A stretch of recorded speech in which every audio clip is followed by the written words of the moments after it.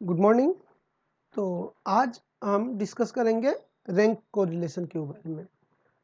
हमने इससे पहले डिस्कस किया था correlation coefficient, Pearson's correlation coefficient के बारे में। तो उसमें देखा था हमने पियर्सन्स कोरिलेशन कोएफिशिएंट कैसे निकालते हैं।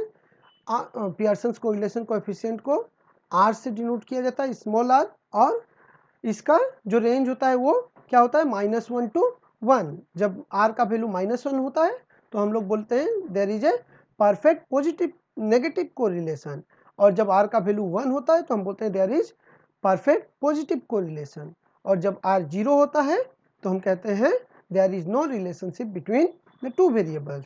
तो अब हम देखते हैं रैंक कोरिलेशन किसको कहते हैं। तो रैंक कोरिलेशन क्या है? It is studied when no assumption about the parameters of the population is made. This method is based on ranks.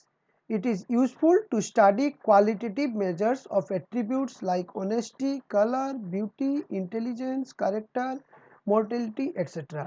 तो हम लोग क्या करते हैं, पियर्सन्स कोरिलेशन कोएफिशिएंट जो है वो कब मेजर किया जाता है? जब क्वांटिटेटिव वेरिएबल हो, जब वेरिएबल के बीच में रिलेशनशिप को स्टडी करना होता है तो हम लोग पियर्सन्स कोरिलेशन कोएफिशिएंट को मेजर करते हैं। लेकिन जब क्वालिटेटिव एट्रीब्यूट्स यानी कि कैरेक्टर्स जो होते हैं, जैसे कि beauty, honesty, colour, intelligence, IQ, ये सब चीज़ों को जब हम लोग मेजर करते हैं, ये हो गया एट्रीब्यूट्स। वहीं हाइट, वेट, लेंथ, ब्रेथ, ये सब हो गया वेरिएबल्स, प्राइस, डिमांड। तो अब हम लोग इस क्या होता है कि हमें पता है कि हम लोग कलर, ब्यूटी, इंटेलिजेंस, कैरेक्टर्स, ये सब को मेजर नहीं कर सकते। तो यहाँ पे क्या किया जाता है, इनको कन्वर्ट किया जाता है इन सम स्कोर्स और उनको रैंक दिया जाता है, और इसका जो हम लोग कोरिलेशन निकालते हैं तो उसको हम लोग कहते हैं कि this is rank correlation coefficient. तो the individuals in the group can be arranged in order and thereon, obtaining for each individual a number showing his/her rank in the group. This method was developed by Edward Spearman in 1904 and it is defined as R equal to 1 minus 6 summation di square by n cube minus n, where R equal to rank correlation coefficient. Sometimes यहाँ the authors use the symbol rho for rank correlation, और बेहतर यही होता है कि हम लोग रो से ही रैंक कोरिलेशन को नोट करें। तो क्या होगा, आर, स्मॉल आर को हम लोग यूज कर रहे हैं पियर्सन्स कोरिलेशन कोएफिशिएंट के लिए, और रो को यूज कर सकते हैं हम लोग rank correlation coefficient, Spearman's rank correlation coefficient के लिए। डी आई स्क्वायर क्या है? डी स्क्वायर हो गया sum of the squares of difference between the pair of ranks and N number of pair of observations. तो द वैल्यू ऑफ आर या rho lies between -1 to +1। यहाँ पे भी are का वैल्यू जो है, रो का वैल्यू वो -1 से +1 में होगा, एंड देयर इज कंप्लीट। तो अगर हमारा आर +1 होता है, there is complete agreement in order of ranks and the direction of ranks is also same, and if r equal to -1 then there is a complete disagreement in order of ranks and they are in opposite directions। क्या होता है, हम लोग बहुत सारे reality shows देखते हैं, Sa Re Ga Ma Pa, dance India dance, super dancers, ऐसे बहुत सारे रियलिटी शोज होते हैं। तो उसमें क्या होता है, हम लोग देखते हैं कुछ जजेस बैठे हुए रहते हैं। अभी तो फिलहाल क्या हुआ है, ऑडियंस पोल के ऊपर चला गया है, लेकिन क्या होता है कि वहाँ पे जजेस स्कोर देते हैं, उनके पास एक लिमिटेड स्कोर होता है, मान लो 100, 50, 10, कुछ एक स्कोर होता है, और वो जजेस क्या करते हैं, किसी भी एक परफॉर्मेंस के ऊपर, डांसिंग, सिंगिंग, इन सब के ऊपर क्या करते हैं वो लोग, रैंक स्कोर देते हैं। अब क्या होता है, देखो जब दो जज बैठे हुए हैं तो इन दोनों जज का जो चॉइस है, वो चॉइस के बीच में कुछ सिमिलरिटी है या डिसिमिलरिटी है। ये जो एग्रीमेंट और डिसएग्रीमेंट की बात कर रहे हैं हम लोग, कि क्या वो दोनों का सोच एक जैसा है या नहीं, उसको अगर हम मेजर करना है तो मान लो हमारे पास 10 पार्टिसिपेंट्स हैं, तो उन्होंने जो 10 पार्टिसिपेंट्स को अलग अलग स्कोर दिया है, उन स्कोर्स को हम लोग रैंक में कन्वर्ट करते हुए और दोनों का रैंक कोरिलेशन कोएफिशिएंट निकाल सकते हैं, और तब हम लोग पता कर सकते हैं कि अगर हमारा आर का वैल्यू नेगेटिव की तरफ जा रहा है तो हम बोलेंगे कि दोनों के अंदर क्या है, एक डिसएग्रीमेंट है, और आर का वैल्यू जितना पॉजिटिव की तरफ जाएगा हम बोलेंगे उतना ज़्यादा दोनों एक जैसा सोच रखते हैं, यानी कि दोनों एग्री है एक ही डायरेक्शन पे। अब आता है कंप्यूटेशन फॉर टाइड रैंक्स। तो कभी कभी क्या होता है, हम लोग जब रैंक मेजर करने जाते हैं, रैंक कोरिलेशन कोएफिशिएंट, तो एक ही स्कोर दो या उससे ज़्यादा पार्टिसिपेंट को मिल जाता है। तो क्या होता है, जब अब मान लो कि 100 हमारा फुल स्कोर है और दो पार्टिसिपेंट्स को 90-90 मिल गया। तो अब सवाल आता है कि मान लो फर्स्ट वाले को भी 90 मिला, सेकंड वाले को भी 90 मिला, तो इनमें से फर्स्ट किसको दिया जाएगा, रैंक 1 किसको दिया जाएगा और रैंक 2 किसको दिया जाएगा, ये एक प्रॉब्लम खड़ा हो जाता है। तो ऐसे टाइम पे हम क्या करते हैं, देयर मे बी 2 और मोर items having equal values. In such a case the same rank is to be given. The ranking is said to be tied. In such circumstances, an average rank is to be given for each individual item. For example, if the value is repeated twice at the 5th rank, the common rank to be assigned to each item is 5 plus 6 divided by 2, which is average of 5 and 6 given as 5.5. तो क्या हो रहा है, अब मान लो कि दो participants हैं और दोनों का रैंक क्या हुआ, 5th और 6th पोजीशन पे दो ऐसे पार्टिसिपेंट्स हैं जो दोनों का स्कोर सेम हो गया। यानी कि अगर हम उनका रैंक को पुट करें तो एक 5th पोजीशन पे जाएगा, एक 6th पे, लेकिन दोनों का स्कोर सेम है। तो हम क्या करते हैं, ऐसे टाइम पे दोनों का एवरेज निकाल लेते हैं, और जो एवरेज वैल्यू होता है, जैसे 5th और 6th पोजीशन पे अटका हुआ है, तो 5 प्लस 6 डिवाइडेड बाई 2 5.5 जो रैंक होगा वो दोनों के अगेंस्ट में बैठेगा। तो if the ranks are tight, it is required to apply a correction factor which is 1 by 12 m cube minus m. A slightly different formula is used then there is more than one item having the same value.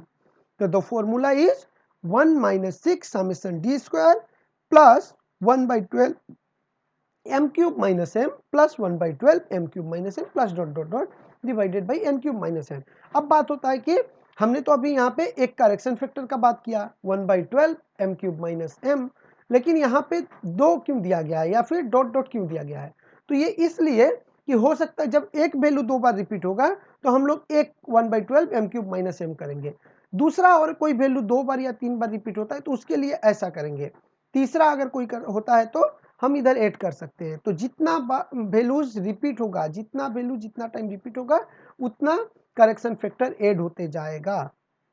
where m is the number of items whose ranks are common and should be repeated as many times as there are tied observations.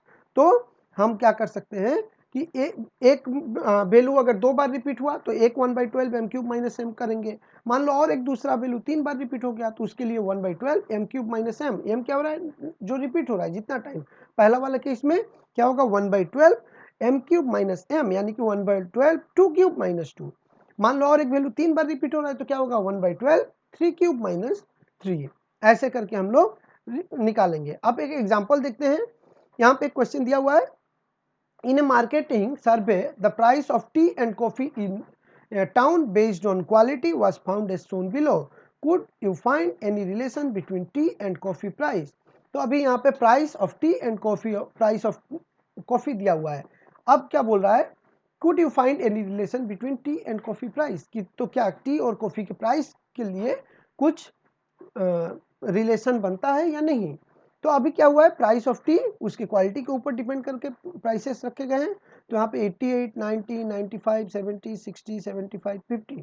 तो हम क्या कर सकते हैं, सबसे पहले अपने values को आइदर असाइनिंग इंक्रीजिंग ट्रेंड और डिक्रीजिंग ट्रेंड में हम अपने वैल्यूज को देखेंगे। तो अगर असेंडिंग ऑर्डर या डिसेंडिंग ऑर्डर, तो अगर असेंडिंग ऑर्डर में अगर हम पकड़ते हैं तो हम पहले पकड़ेंगे 50, तो 50 का वैल्यू अगर 1 पकड़े, या फिर डिसेंडिंग ऑर्डर में पकड़े तो हम लोग का सबसे हाईएस्ट वैल्यू कितना है 95, तो 95 को रैंक देंगे 1। तो अभी हम अपने वैल्यूज को प्राइस ऑफ टी और प्राइस ऑफ कॉफी को पुट करते हैं। अब हाईएस्ट वैल्यू 95 थर्ड वैल्यू, तो इसका रैंक यहाँ पे दिया हमने 1। फिर नेक्स्ट वैल्यू कितना होता है 90, तो 90 सेकेंड वैल्यू है, तो 90 का रैंक होगा 2। फिर 88, तो 88 का रैंक होगा 3। उसके बाद कौन सा वैल्यू होता है 70, 60, 75, 75, 75 होगा फोर्थ वैल्यू, तो 75 का रैंक होगा 4। फिर होता है 75, 70, तो 70 का रैंक होगा 5। उसके बाद 60, तो 60 का रैंक होगा 6 और 50 का रैंक होगा 7। तो ऐसे हम लोग क्या कर सकते हैं, रैंक दिए। सिमिलरली दूसरे वाले केस प्राइस ऑफ कॉफ़ी के लिए, तो हाईएस्ट वैल्यू कितना है 120, 34, 150, तो 150 इज द हाईएस्ट वैल्यू, तो 150 का रैंक होगा 1। फिर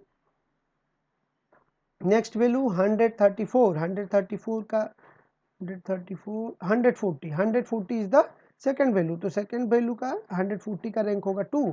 फिर 134 का रैंक होगा 3। तो ऐसे करके हम हर एक वैल्यू का रैंक देंगे। तो बेहतर ये होता है कि पहले पेन एंड पेपर पे साइड में हम लोग अपने वैल्यूज को असेंडिंग या डिसेंडिंग ऑर्डर पे नोट डाउन कर लें और वहां से रैंक्स 1 2 3 4 करके और फिर हम लोग टेबल प्रिपेयर करें, तो इससे गलती होने का चांस कम रहता है, मतलब गलती ना के बराबर हो जाता है। अब हम क्या करेंगे, रैंक ऑफ प्राइस और रैंक ऑफ कॉफ़ी दोनों निकल गया है। रैंक ऑफ प्राइस को हम लोग RX लिख सकते हैं, अगर price of tea is X तो rank of tea is RX, and price of coffee is Y, then rank of Y is RY। तो अब क्या किया हमने, डिफरेंस निकालेंगे, तो 3 - 4 -1 होगा, या 4 - 3 भी पकड़ सकते हैं, दोनों से, और उसका स्क्वायर 1 स्क्वायर। फिर 2 - 3 square 1, 1 - 1 square 0, 5 - 5 square 0, 6 - 6 square 0, 4 - 2 square 4, 7 - 7 square 0, तो समेशन डी स्क्वायर आया 6।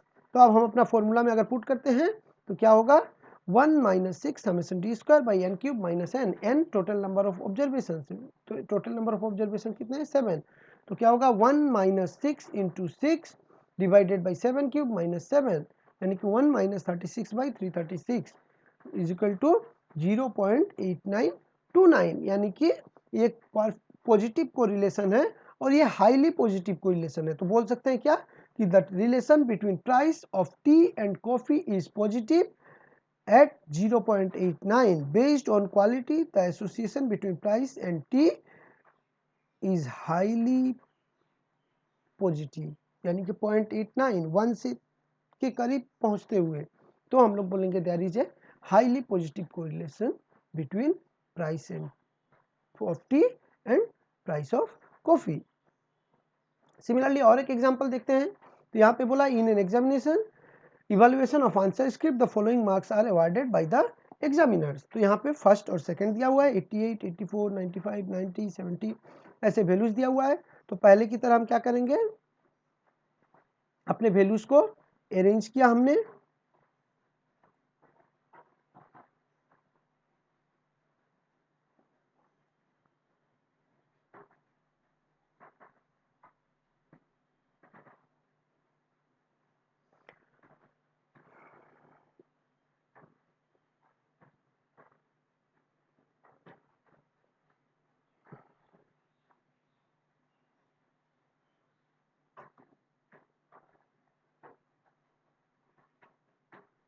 तो अब क्या करेंगे हम लोग, फिर से x और y इनको पकड़ते हैं और x और y पकड़ते हुए, तो first value is highest value is ये 960 हो गया था, ये वैल्यू होगा 96,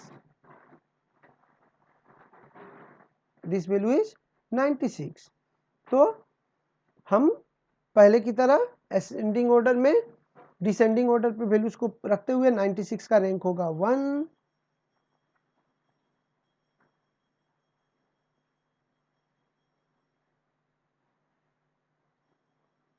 तो ये वैल्यू होगा 60,